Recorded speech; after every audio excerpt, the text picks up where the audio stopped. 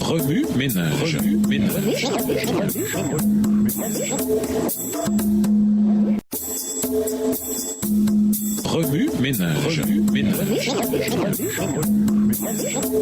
Bienvenue dans votre émission Remue ménage. Nous voilà à la leçon de mardi, bien plus qu'un chant. Lisons Acte 17, les versets 10 et 11. Acte 17 et versets 10 et 11. Dès qu'il fit nuit, les frères firent partir Paul et Silas pour Bérée. Une fois arrivés là, ceux-ci se rendirent à la synagogue des Juifs. Ils y trouvèrent des gens qui étaient bien mieux disposés que les Juifs de Thessalonique et qui accueillirent la parole de Dieu avec beaucoup d'empressement. Ils examinaient chaque jour les Écritures pour voir si ce qu'on leur disait était juste. L'adoration se compose de nombreux éléments différents et revêt de nombreuses forme, mais souvent on la réduit au chant. Cependant, l'adoration consiste également à reconnaître les attributs de Dieu, Apocalypse 4, verset 8, à proclamer ce qu'il fait pour nous, Apocalypse 5, les versets 9 et 10, et à lui donner gloire et honneur, Apocalypse 4, le verset 11 et Apocalypse 5, le verset 13. Par conséquent, nous adorons Dieu en étudiant sa parole pour le connaître et discerner ses attributs, en lui adressant des prières d'action de grâce, en reconnaissant la façon dont il œuvre dans notre vie,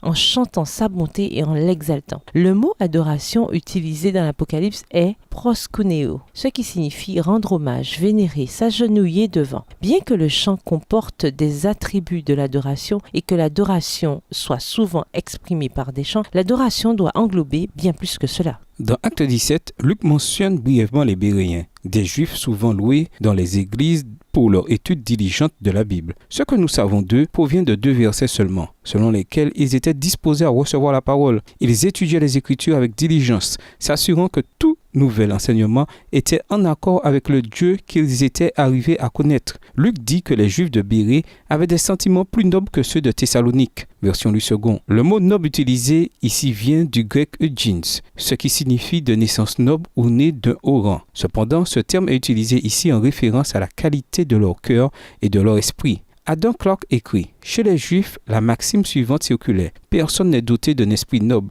s'il ne s'adonne pas à l'étude de la loi. » Acte 17, verset 11 dit « Ils reçurent la parole de Dieu avec beaucoup de bonne volonté. Chaque jour, ils étudiaient les Écritures pour vérifier l'exactitude des propos de Paul. Contrairement à certains Juifs de Thessalonique, les Béréens étaient prêts et ouverts à de nouvelles révélations, sans toutefois les accepter de façon naïve. » Ils avaient l'habitude d'étudier les Écritures par eux-mêmes. Combien souvent nous tombons dans le piège de prendre ce que les pasteurs nous disent au pied de la lettre, sans nous donner la peine d'aller directement à la parole de Dieu pour vérifier et confirmer leurs propos, et en venir ainsi à une compréhension personnelle de la personne de Dieu.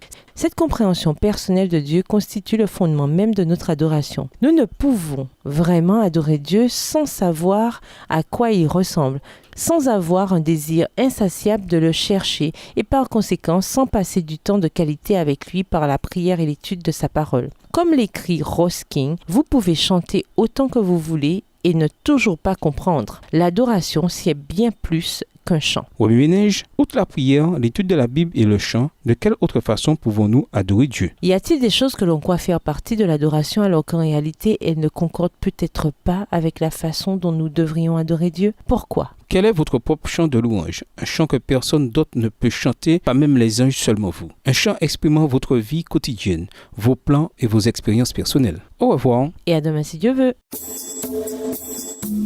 Remue ménage. Remue ménage.